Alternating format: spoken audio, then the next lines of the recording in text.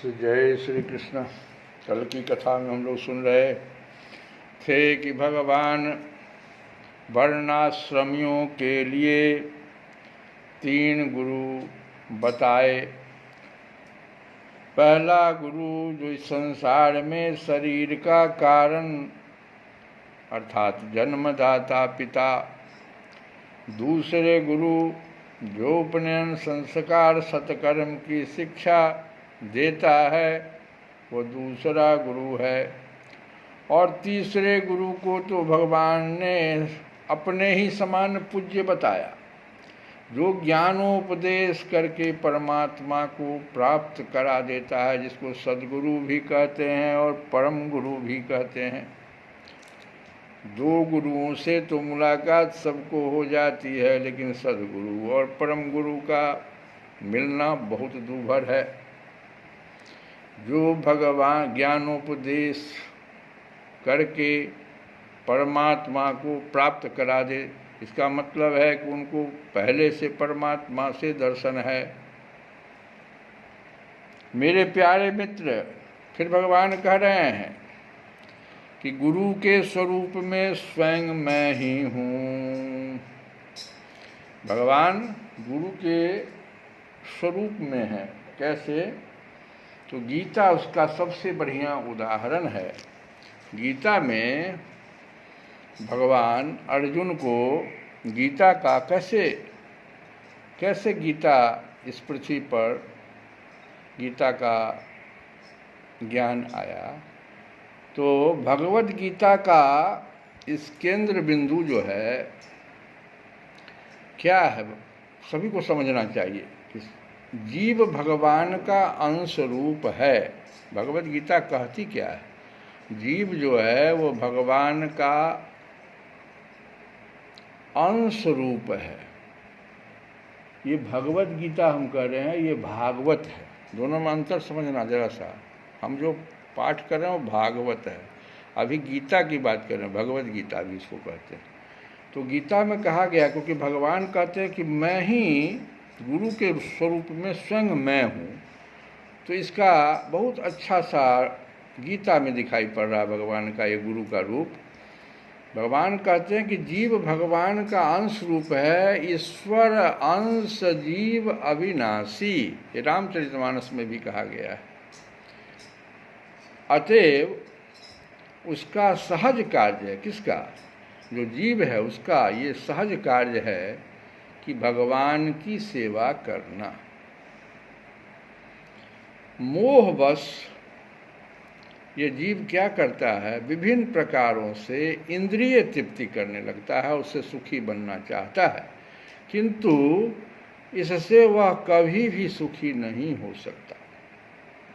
भौतिक इंद्रियों को तुष्ट करने के बजाय उसे उस इंद्रियों को भगवान को तुष्ट करने का प्रयास में लगाना चाहिए। यही जीवन का सर्वोच्च सिद्धि है। भगवान भी यही चाहते हैं। यह तभी होगा जब हमें गुरु की आराधना, हम भी गुरु की आराधना करेंगे। गुरुदेव दया करके मुझको अपना लेना, क्योंकि कहा भी गया है कि ओम अज्ञान तिमिरांधस्य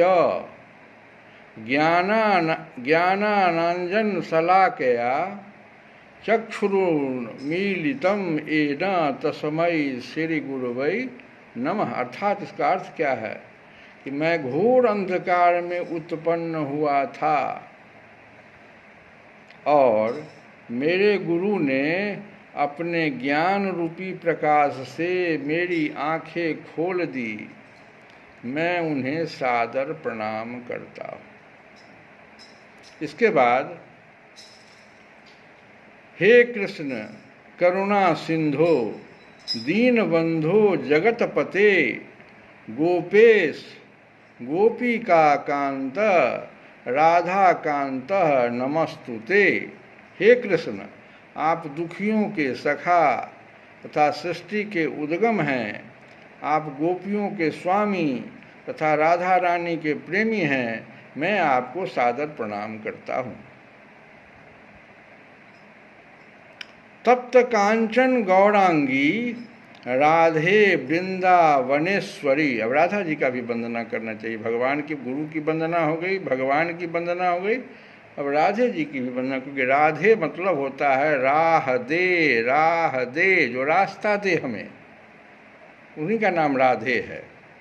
तो इसलिए राधे जी का भी यहाँ पर स्तुति है कि तप्त कांचन गौरांगी राधे वृंदावनेश्वरी वृषभानुसुते देवी प्रणमामि हरिप्रिय।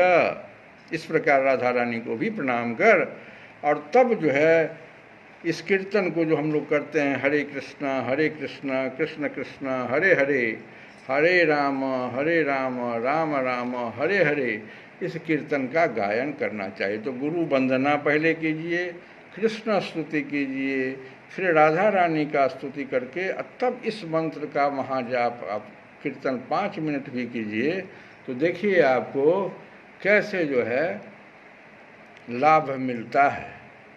हम अब आए यहाँ पर गुरु के स्वरूप में, स्वयं मैं ही हूँ इस जगत में। वर्णाश्रमियों में जो लोग अपने गुरुदेव के उपदेशानुसार अनायास ही भवसागर पार कर लेते हैं, वे अपने स्वार्थ और परमार्थ के सच्चे जानकार हैं। जो लोग अपने गुरुदेव के उपदेशानुसार अनायास ही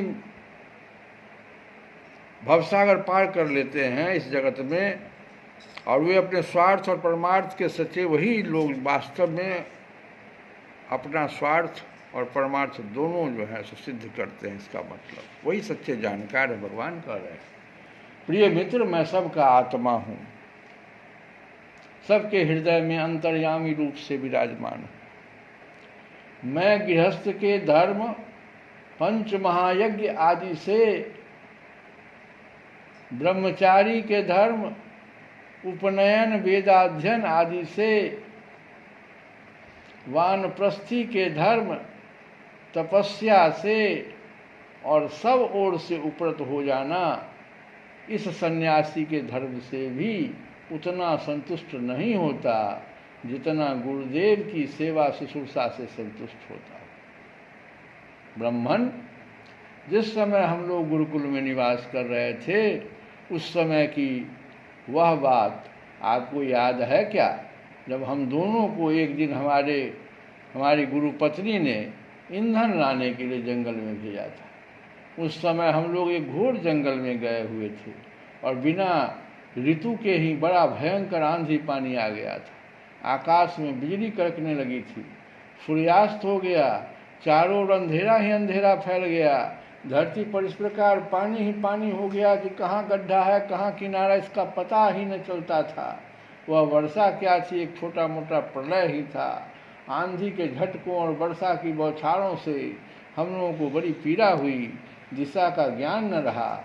हम लोग अत्यंत आतुर हो गए और एक दूसरे का हाथ पकड़कर जंगल में इधर उधर भटकने लगे।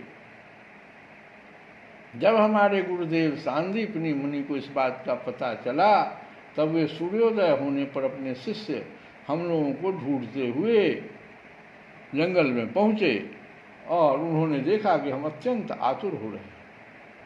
वे कहने लगे, आश्चर्य है पुत्रों, तुम लोगों ने हमारे लिए अत्यंत कष्ट उठाया। सभी प्राणियों को अपना शरीर सबसे अधिक प्रिय होता है, परंतु तुम दोनों उसकी भी परवाह न करके हमारी सेवा में ही संलग्न रहे।